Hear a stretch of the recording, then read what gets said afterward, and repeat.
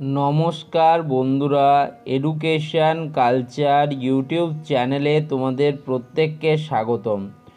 তো তোমরা যারা বর্তমানে West Bengal state council of technical and vocational education and skill ডেভেলপমেন্টের সেকেন্ড সেমিস্টারে পড়াশুনো করছো, তো তোমাদের যে upcoming event semester examination second সেমিস্টারের ক্ষেত্রে সেটা শুরু হবে 30 মে 2025 থেকে।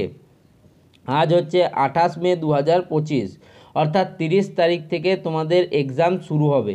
এবার এই যে তোমাদের এক্সামিনেশন হবে তাতে কিন্তু তোমাদের অনেকের প্রিপারেশান খুব ভালো হয়েছে, কারো কারো প্রিপারেশান মোটামুটি বা অ্যাভারেজ টাইপের হয়েছে, কারো কারো প্রিপারেশান এখন অবধি ইনকমপ্লিট।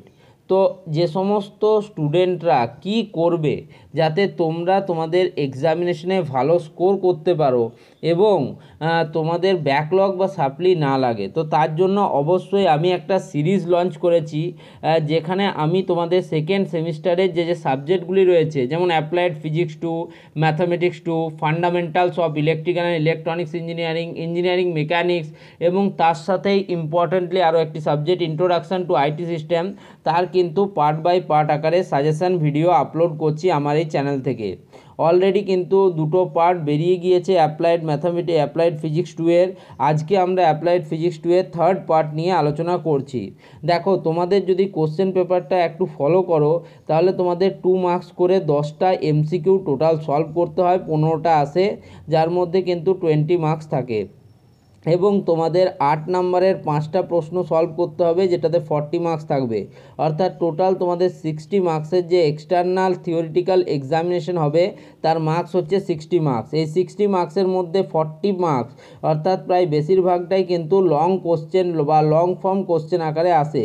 যদি আমরা পার্সেন্টেজ হিসেবে বলি তাহলে 40/60 ইন্টু 100 যদি আমরা করি তাহলে আমরা দেখব যে প্রায় তোমাদের 66%, ঠিক আছে, প্রায় 66%, তোমাদের 66 বা 67% মতো প্রশ্ন কিন্তু লং ফর্ম যে প্রশ্ন সেগুলোতে আসে। তাই আমরা চলো লং প্রশ্ন নিয়ে আলোচনা করব। তো দেখো, আজকে আমরা থার্ড পার্টের প্রথম প্রশ্ন যেটা রেখেছি সেটা হচ্ছে define the term light propagation. Light propagation যে টার্মটা রয়েছে সেটাকে ডিফাইন করতে বলা হয়েছে, ঠিক আছে। তার সাথে দেখো একসাথে কিন্তু অনেকগুলো প্রশ্ন আসছে। তোমরা জানো এই যে 8 মার্কসের প্রশ্ন আসবে, সেখানে কিন্তু হয় 8 মার্কসের প্রশ্নও আসতে পারে, বা 4+4 মার্কসের দুটো প্রশ্ন আসতে পারে, বা 4+3+2 মার্কসের 1 মার্কসের প্রশ্ন আসতে পারে, বা 2+2+2+2 এরকমও আসতে পারে। ফলে এর যে স্পেসিফিক কোনো রিগ্রেটস বা 8 নম্বরেরই যে একবারে একটাই প্রশ্ন আসবে সেরকম কিন্তু কোনো মানে নেই। তো দেখো এরকম প্রশ্ন, প্রথম প্রশ্নটাই দেখছিলাম আমরা যে define the term light propagation, তার সাথে right down the applications of nano science or nano technology. এখানে তোমাকে বলা হচ্ছে যে বর্তমানে যে ন্যানো সায়েন্স বা ন্যানো টেকনোলজি এসছে তার অ্যাপ্লিকেশান লিখতে বলা হয়েছে। তার মানে প্রথম প্রশ্নটা থেকে লাইট প্রোপাগেশনে 2 মার্কস থাকবে এবং অ্যাপ্লিকেশনে 2 মার্কস থাকবে, অর্থাৎ এটা কিন্তু একটা 4 মার্কসের প্রশ্ন। আশা করি তোমরা কিন্তু আমি যেটা বলতে চাইছি সেটা বুঝতে পারছো।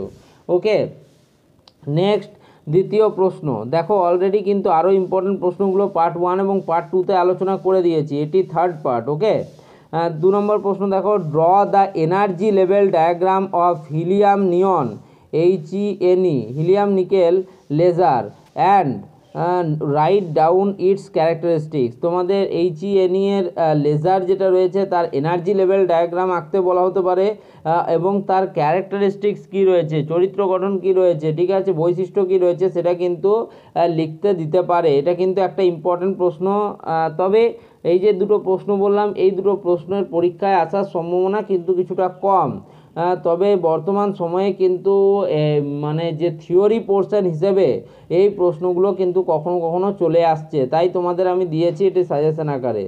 ওকে, 3 নম্বর প্রশ্নটা দেখো, explain the simple and compound microscope. এটাও বলছি যে এই যে প্রশ্নগুলো, এই যে 1, 2, 3, এই 3টে প্রশ্ন কিন্তু ইম্পর্টেন্ট প্রশ্ন। তবে এই প্রশ্নগুলোর মানে প্রিভিয়াস ইয়ারেও কম এসছে এবং এগুলোর এই ইয়ারে আসার সম্ভাবনা কিছুটা কম। তবে এমন নয় যে আসবে না, আসতেই পারে, হয়তো এই 3টে প্রশ্নই পরীক্ষায় চলে এলো।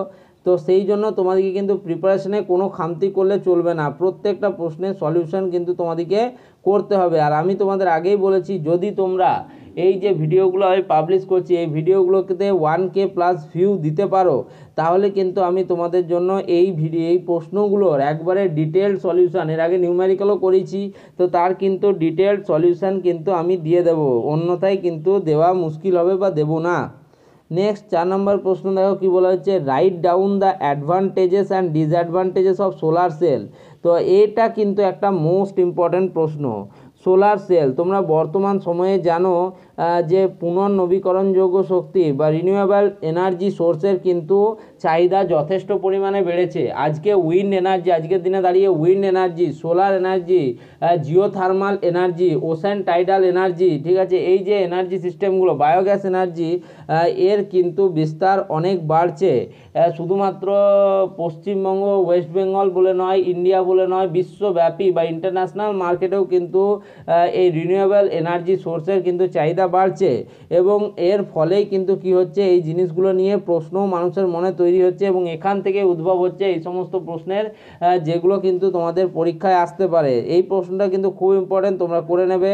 Right down the advantages and disadvantages of solar sell.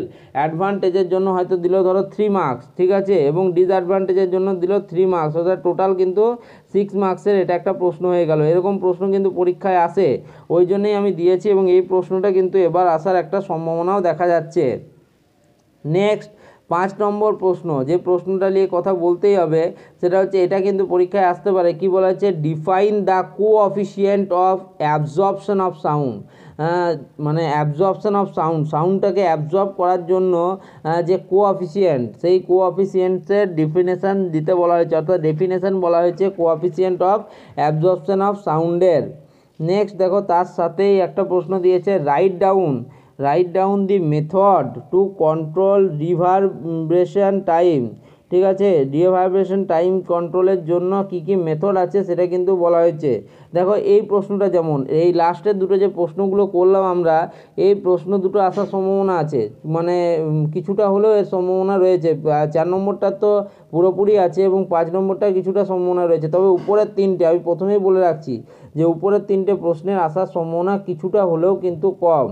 ঠিক আছে, তার মধ্যে তো 2 নম্বরেরটার আসার সম্ভাবনা নেই বললেই চলে, এবং 3 নম্বরেরটা যদি আসে তাহলেও এটা কিন্তু স্টুডেন্টরা অ্যাটেন্ড করবে না আমি জানি, কারণ এটা পুরোটাই 8 মার্কস থাকবে। 4 marks for explaining simple microscope and 4 marks for compound microscope.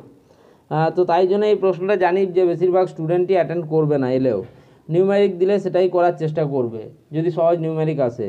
তো এই ভিডিওটা তাহলে এখানেই শেষ করছি, আশা করি এই ভিডিওটা তোমরা বন্ধুদের মাধ্যমে শেয়ার করবে। ধন্যবাদ।